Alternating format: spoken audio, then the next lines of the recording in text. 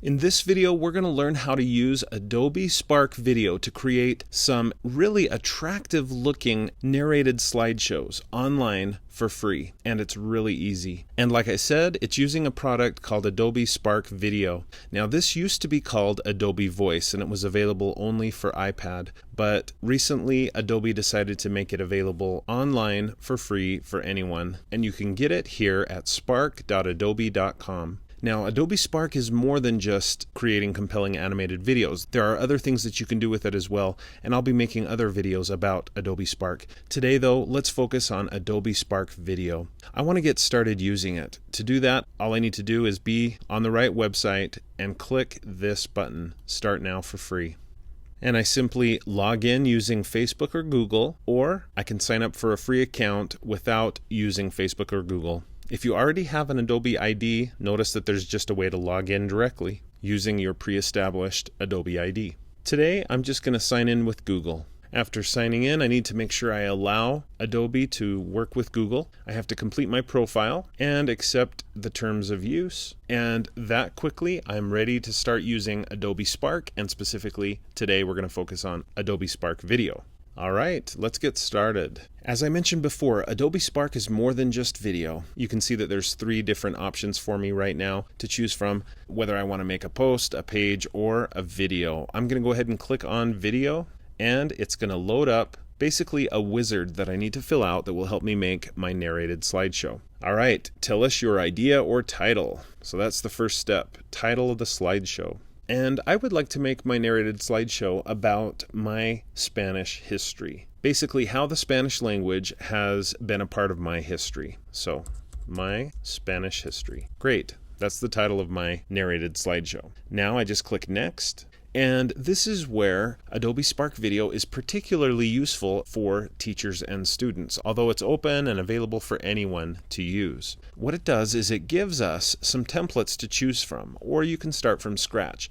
But these templates, if you look at them, are mostly educational. I can use Adobe Spark Video to promote an idea, to tell what happened. That would be great for history, obviously. Promote an idea would be great, let's say, to practice persuasion in a language arts class. A hero's journey, that could again be history. Show and tell would be great in a science class or really just about any educational subject.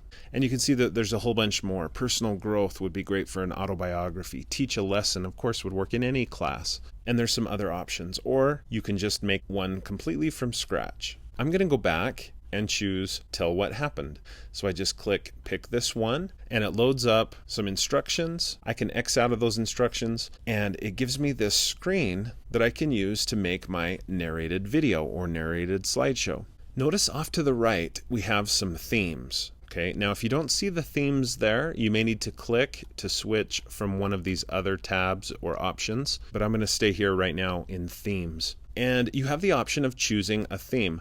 Now the theme that you pick will help determine the background of your narrated slideshow as well as some of the graphics that might show up and the way they look and how they show up on the screen. And then also some of the fonts that show up in your project. So I'm going to go with this one here. If I ever change my mind though, I can simply click and it will change and update the theme for all of my slides. Okay. So next, what I need to do is add something to this first slide of my narrated slideshow. Now it's prompting me to describe what my story will be about, and I could jump right to that, but I prefer to click this and add something to the screen. I'll click that plus sign. I have 3 options, an icon, a photo, or text. I'll go with text, and I'll type in my Spanish story. Now, as you can see, this is a pretty simple screen that I have here, just text. Okay, this is the title of my narrated slideshow, and so that's perfect. If I really wanted to, though, I could click over here on Layout, and now I could say, okay, on this first screen, not only do I want text, but I want to have maybe a picture. And so I could click here where it says 2 things. Now I can have text on one side and a photo on the other, or an icon. And you can see that there's some other layouts as well that might work. For now, I'm just going to stick with one thing. All right, so now I get to show you how to add the narration. And it's as simple as clicking this record button. Now you have to have a microphone, of course. Many laptops come with a built-in microphone that works just fine. Or you could buy a $10 microphone. It's pretty easy to find a $10 microphone.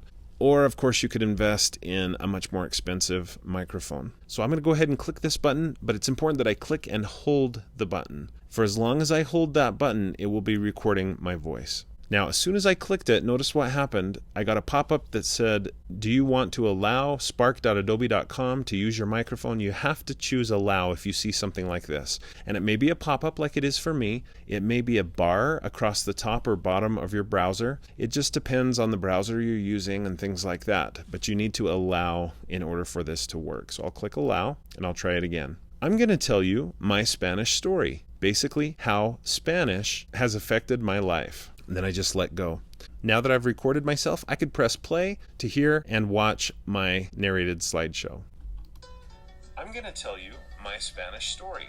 Basically, how Spanish. Okay, so you can see I get a little preview there, and I like the way it looks. I'm ready now to move on to my next slide. Now notice that it tells me how long that first slide is going to be on the screen. It's going to be 10 seconds. I'm ready to move on to the second one. Now I click there and notice what it says, when and where. So this is where the prompt comes in.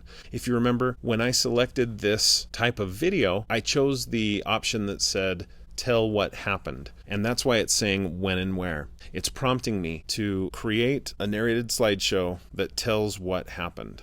All right, so I'll talk about when and where. But first, I think I'll add a photo. Notice how easy it is to add a photo in Adobe Spark Video. It's great. All you have to do is click on the plus sign and then click photo. You can then upload a photo from your computer, or you can tap into the Creative Cloud if you have a Creative Cloud account, Lightroom, or if you have a Dropbox account, you can click this, link to your Dropbox account, and within seconds you'll be able to pull photos from your Dropbox account into your Adobe Spark Video projects. And then there's this wonderful option of Google Photos. If you're not familiar with Google Photos, please watch my video on the topic, and it's just a great option here for pulling in photos that you might have in Google Photos.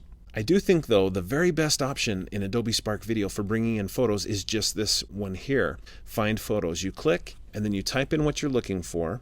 I'd like a picture of Mexico. And it brings up photos that are available publicly and usable in your projects. So I'm going to go ahead and click on that photo. It adds it to my Adobe Spark Video slide. Next, I'll click and record. My Spanish story begins in northern Mexico, where my father was born in the year 1920. So then I let go, and I now have my second slide. So as you can see, this is just ridiculously easy to use. It's just a matter of selecting the kind of story you want to tell, choosing your theme, and then putting content on the slides and recording your voice. Let's create one more slide. This time I'm going to go here where it says two things. I'll click. Now I can add two different things to the screen. On the left this time, I'll put in an icon. I just click on icon, and you can search for an icon. Let's say a star. It brings up a bunch of different stars. I could do a search for a heart, for home. And you can see these are all just symbols. They're icons. And it's just another way to express yourself in your Adobe Spark videos. All right, so I selected the home icon, and on the right, I'll just click to add text, and I'll type in Santiago, Chile. That's the next part of my Spanish story. And then I can record. As a young man, I went to live in Santiago, Chile, and learned to speak Spanish fluently. Okay, I let go. So you can see how easy this is to develop your narrated slideshow. I am unaware of anything that is easier than this for creating slideshows. In fact, it's hard to find a competitor at all to Adobe Spark Video. This really is in a class of its own when it comes to the easy online and free creation of narrated slideshows. Let's pretend that I'm finished with this and I'm ready to save it and share it. Well, one thing I should consider before sharing this is what kind of music do I want for my slideshow. If I click on music, you can see I can add my own music. Just be careful of copyright and things like that. But there's also some built-in songs, and you can just click to get a preview of those songs. I'm just going to go with this one here called Whistle Away. Notice up at the top, you can turn the music off completely if you would like. You can turn it back on. You can also determine how loud the music will be in your narrated slideshow. I'm going to stick with that. Okay, so I'm pretty much ready to go, at least I think I am. Now, before I share it, it's a good idea to preview it. You can just click here and get a preview of your narrated slideshow.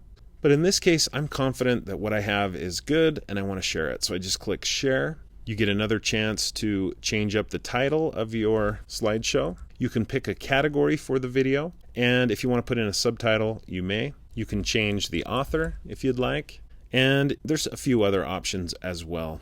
When you're ready, just click Create Link, and it will generate for you a hyperlink to your online project. Now notice, it is taking a little bit of time to compile this project. What it's doing is it's mixing together my voice and the music and the pictures and the animations. It's putting it all together for me into one movie, basically, that will be watchable online by anyone that has the link. It's almost done.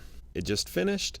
And it's given me that shareable hyperlink. I can just copy that link, paste it on my website, and anyone that clicks the link will be able to watch my Adobe Spark video. And I'm also able to embed this onto my LMS, into Canvas or Blackboard or whatever you might use as a learning management system. You can email it to a friend or to a colleague or a student, and you can also have Twitter and Facebook. Notice though, one of the better options is just right here. Download. You can download a copy to your computer, and once it's on your computer, of course, you could pull it into a video editing program like iMovie or something like that.